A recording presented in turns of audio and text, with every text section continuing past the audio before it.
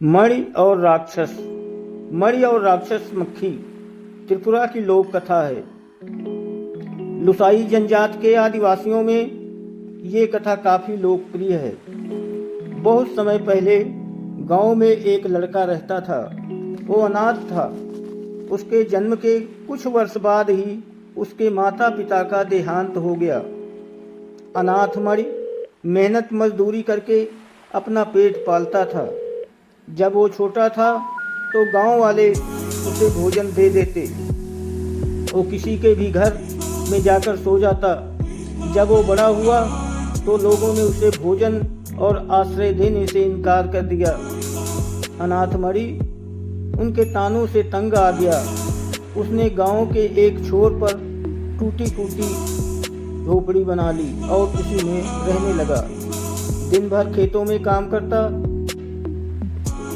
और स्वयं ही खा पका कर झोपड़ी में पड़ा रहता। इसके अलावा उसका गांव वालों से कोई और नाता नहीं था। एक बार गांव में एक भयंकर राक्षस ने उत्पात मचा दिया। वो राक्षस सांझ ढले गांव में आता और पशुओं को मार कर खा जाता। बहुत दिन तक गांव वाले पशु भक्षक की टोह में रहे।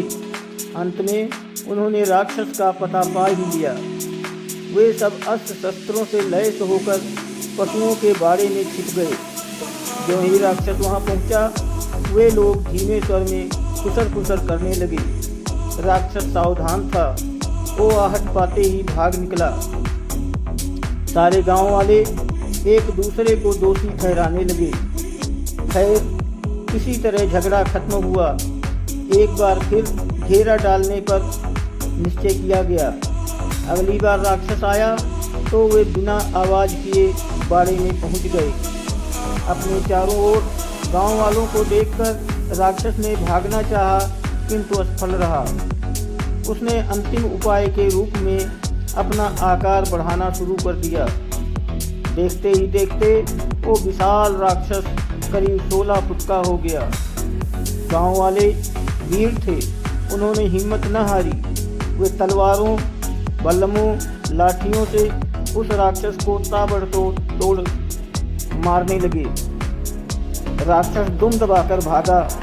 सारे गांव वाले चिल्ला रहे थे, मारो मारो, आज इसे छोड़ना नहीं, फिर न खा सके हमारे पशु कहीं। राक्षस ने भागते भागते अपना आकार अति सूक्ष्म बना लिया। गांव वाले बहुरूपीय राक्षस का लगातार पीछा कर रहे थे। राक्षस ने जोर से फूंक मारी तो तेज आंधी चल पड़ी। मैदान की मिट्टी उड़ने से चारों ओर धूल ही धूल हो गई। मौके का फायदा उठाकर राक्षस मणि की झोपड़ी में जा पहुंचा। उसने मणि से बेनती की, मुझे गांव वालों से बचा लो, वे मार डालेंगे मुझे। मणि की लाठी उठाकर उस राक्षस पर झपटा किंतु राक्षस की दयनीय मुद्रा पर उसे तरस आ गया। उसने मन ही मन सोचा, यदि मैं राक्षस का साथ दूं तो इसके जरिए गांव वालों से अपने अपमान का बदला ले सकता हूं। मणि ने झट से हामी भर दी। झोपड़ी तो सुरक्षित न थी। राक्षस एक मक्खी के रूप में मणि के मुंह में चला गया। गांव वाले वहां पहुंचे तो मणि को देखकर पूछा, क्या तुमने किसी राक्षस को देखा? मणि ने साफ इनकार कर दिया। सभी गांव वाले अपना सा मुंह लिए लौट गए।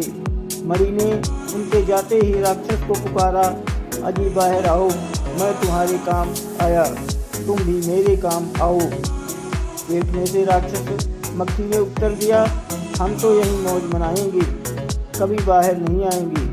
मणि के पांव तले जमीन खिसक गई। कहाँ तो वो राक्षस से मदद लेने की बात सोच रहा था, कहाँ वो राक्षस उसके ही पीछे पड़ गया।